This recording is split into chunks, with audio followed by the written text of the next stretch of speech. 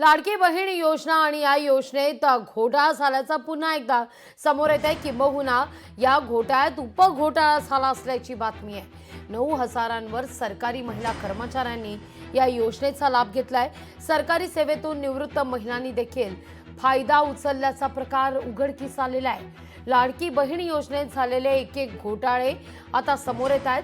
14,000वर पुरुषांनी या योजनेचा लाभ घेतलेला असताना आता 9,526 राज्य सरकारी महिला कर्मचाऱ्यांनी या योजनेचा लाभ उचलल्याचं कळत आहे। धक्कादायक म्हणजे त्याहून राज्य सरकारी सेवेतून निवृत्त झालेल्या महिला कर्मचारी एकीकडे निवृत्ती वेतन घेत असताना तिथं लाडकी बहिणीचे देखील महिनाकाठी 1,500 रुपये त्यांच्या खात्यात जमा होत आहे। या सगळ्याविषयी अधिक माहिती घेऊया आपले प्रतिनिधी भूषण शिंदे यांच्याकडून। भूषण, काय अपडेट?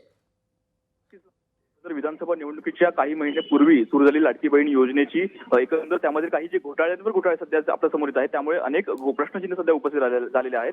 यापूर्वीही 2,500 राज्य सरकारी कर्मचारी महिलांनी याचा लाभ घेतल्याचे समोर आलं होतं, मात्र तो आकडा सध्या वाढून तो 90,000 आकडा झाल्याचं कळत आहे। एकंदर निवृत्त झालेल्या महिलांनी सुद्धा याचा लाभ घेतलेला आहे। त्यासोबतच यापूर्वीही 14,000 पुरुषांनी देखील याचा लाभ घेतला होता।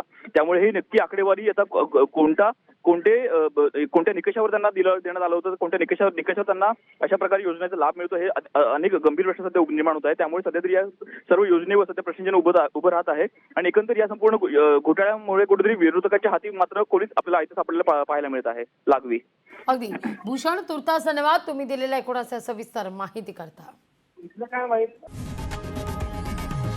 लोकशाही मराठी ऐका, पहा, जागरूक रहा।